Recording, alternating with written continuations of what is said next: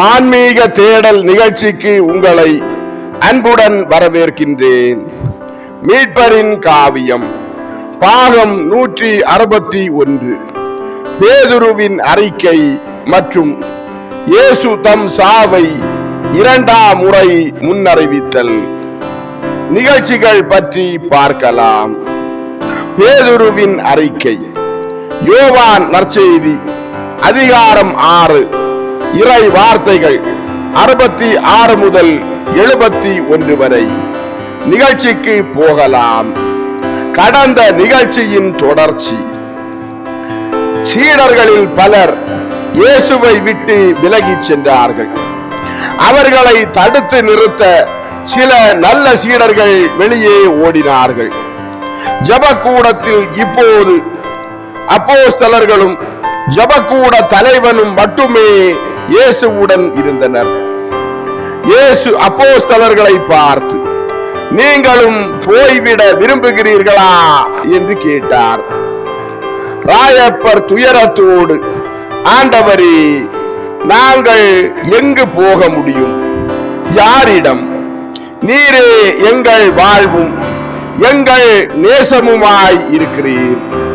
நீர் மட்டுமே நித்திய வாழ்வின் வார்த்தைகளை கொண்டிருக்கிறீர். நீரே கிறிஸ்து என்றும் இறைமகன் என்றும் நாங்கள் அறிந்திருக்கிறோம்.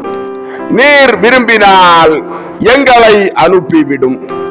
ஆனால் எங்கள் சொந்த சுயாதீன சித்தத்தின்படி நாங்கள் உம்மை விட்டு போக மாட்டோம். இனி நீர் எங்களை நேசிக்காமல் போனாலும் கூட நாங்கள் உம்மை விட்டு போக மாட்டோம் என்று சொல்லி அழுதார். பிலவேந்திரரும் யோவானும் இயேசுவின் இரு சகோதரர்களும் வெளிப்படையாக அழுதார்கள். மற்றவர்கள் அழவில்லை, ஆனால் துயரப்பட்டார்கள். இயேசு அப்போஸ்தலர்களை பார்த்து, நான் ஏன் உங்களை அனுப்பிவிட வேண்டும்? பன்னிருவராகிய உங்களை நானே தேர்ந்து கொள்ளவில்லையா? ஆயினும் உங்களில் ஒருவன் அலகையாய் இருக்கிறான் என்றார். அன்பார்ந்தவர்களே, பேதுருவின் அறிக்கை நிகழ்ச்சி நிறைவடைந்தது. இதன் தொடர்ச்சியான நிகழ்ச்சி இயேசு தம் சாவை இரண்டாம் முறை முன்னறிவித்தல் நிகழ்ச்சியை பற்றி பார்க்கலாம்.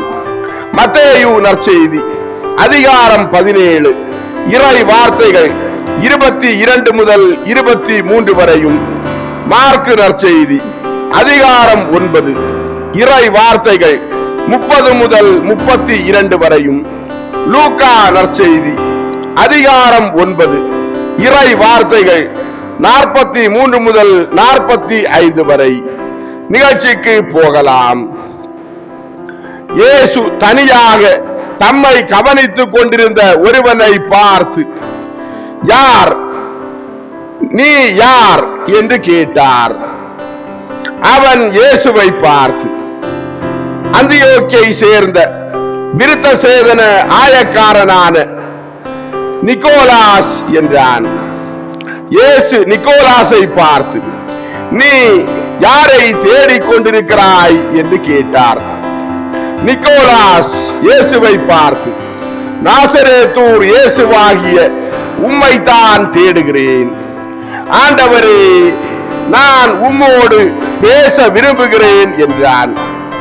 இயேசு நிக்கோலாசை பார்த்து, அப்படியானால் வா என்று அழைத்து ஜெபக்கூடத்திற்கு பின்னால் சென்றார்கள்.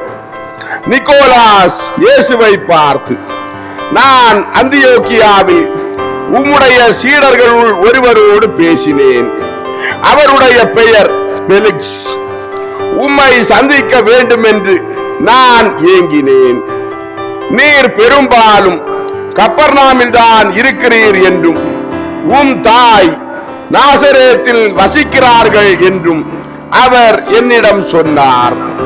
மேலும் நீர் கெத்செமனிக்கும் பெத்தானிக்கும் போகிறீர் என்றும் அவர் சொன்னார். முதல் முயற்சியிலேயே நான் உம்மை காண நித்திய பிதா எனக்கு அருளி இருக்கிறார். நான் நேற்று இங்கே இருந்தேன். இன்று காலையில் நீரூற்றுக்கு அருகில் அழுதபடி ஜெபித்துக் கொண்டிருந்த போது நான் அருகில் இருந்தேன். நான் உம்மை நேசிக்கிறேன் ஆண்டவரே, ஏனென்றால் நீர் பரிசுத்தராகவும் சாந்தம் உள்ளவராகவும் இருக்கிறீர். நான் உம்மை விசுவசிக்கிறேன். செயல்களும் வார்த்தைகளும் ஏற்கனவே என் மீது வெற்றி கொண்டிருந்தன. ஆனால் சற்று நேரத்திற்கு முன் அந்த குற்றவாளிகளுக்கு நீர் காட்டிய இரக்கம் என்னை முழுவதுமாக நம்ப செய்துவிட்டது. ஆண்டவரே, உம்மை விட்டு போகிறவர்களின் இடத்தில் என்னை ஏற்றுக்கொள்ளும். நான் கொண்டிருக்கிற எல்லாவற்றோடும் என் வாழ்வு, என் சொத்து, இன்னும் எல்லாவற்றோடும் நான் உம்மிடம் வருவேன் என்று சொல்லி முழந்தாளிட்டார். இயேசு நிக்கோலாசை கூர்ந்து பார்த்து, வா, இன்றிலிருந்து நீ போதகருக்கு சொந்தமானவன். உன் தோழர்களிடம் நாம் போவோம் என்று சொல்லி ஜபக்கூடத்திற்குள் சென்று, இதோ ஒரு புதிய சீடன், பிதா என்னை தேற்றி இருக்கிறார். உங்கள் சகோதரனாக அவனை நேசியுங்கள்.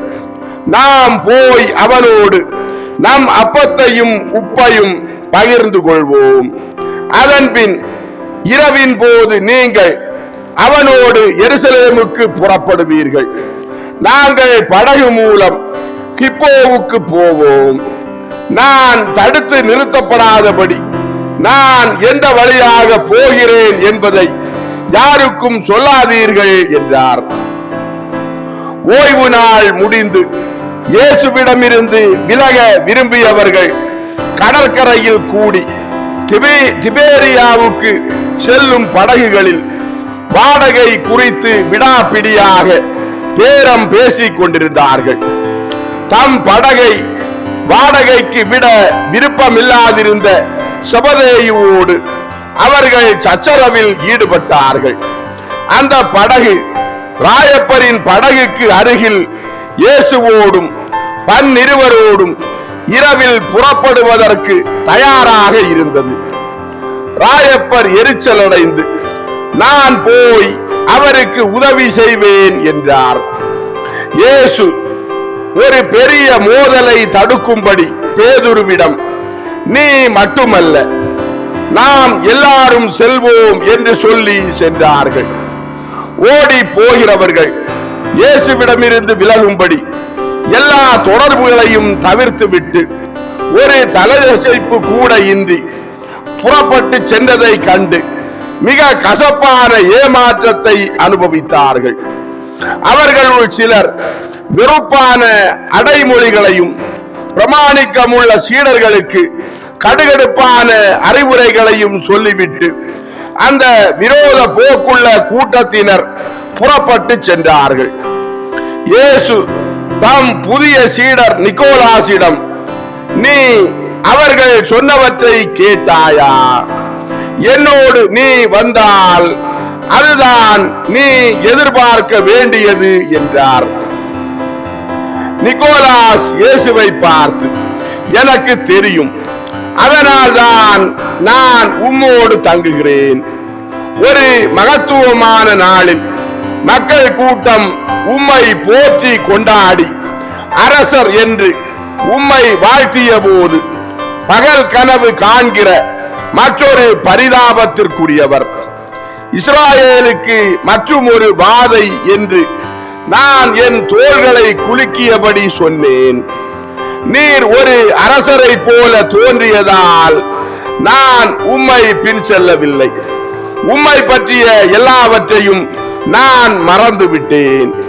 இப்போது வார்த்தைகளிலும் கருணையிலும் வாக்களிக்கப்பட்ட மெசையாவை நான் காண்பதால் உம்மை பின் செல்வேன் என்றார். இயேசு நிக்கோலாசை பார்த்து, நீ மற்ற அநேகரை விடவும் உண்மையாகவே அதிக நீதியுள்ளவனாக இருக்கிறாய். ஆயினும் மீண்டும் ஒரு முறை நான் உன்னை எச்சரிக்கிறேன். நான் ஓர் இவ்வுலக அரசன் என்று நம்புகிறவன் போய்விட வேண்டும்.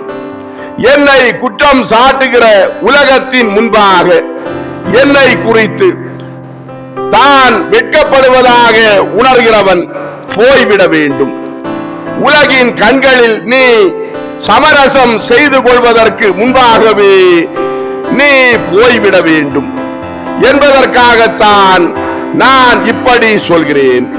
பிற்பாடு மகிமையில் என்னோடு பங்கடைய கூடியவனாக நீ இருக்கும்படி அவமானத்தில் என்னோடு பங்கு பெற உன்னால் முடியவில்லை என்று நீ உணர்ந்தால் அந்த படகுகளில் ஏறி தப்பி செல்கிறவர்களை செய்வதையே நீயும் செய். ஏனென்றால் நடக்க இருப்பது இதுதான். மானிட மகன் குற்றம் சாட்டப்பட்டு மனிதர்களிடம் கையளிக்கப்பட இருக்கிறார். அவர்கள் ஒரு குற்றவாளியை போல அவரை கொலை செய்துவிட்டு தாங்கள் அவரை தோற்கடித்து விட்டதாக நம்புவார்கள். ஆனால் அவர்கள் வீணிலேயே தங்கள் குற்றத்தை நிறைவேற்றி இருப்பார்கள். ஏனென்றால் 3 நாட்களுக்கு பின் நான் இறந்தோரிலிருந்து உயிர்த்தெழுந்து வெற்றி பெறுவேன். இறுதி வரை என்னோடு நிலைத்திருக்க முடிந்தவர்கள் பேறு பெற்றவர்கள் என்றார். அன்பார்ந்தவர்களே, ஆன்மீக தேடல் மீட்பரின் காவியம் பாகம் 161 பேதுருவின் அறிக்கை மற்றும் இயேசு தம் சாவை 2ஆம் முறை முன்னறிவித்தல் நிகழ்ச்சிகள் இதோடு நிறைவடைந்தது. அடுத்த நிகழ்ச்சியில் உங்களை சந்திக்கும் வரை உங்களிடமிருந்து விடைபெறும் உங்கள் ஜான் பிரிட்டோ. ஆன்மீக தேடல் தொடரும். நன்றி.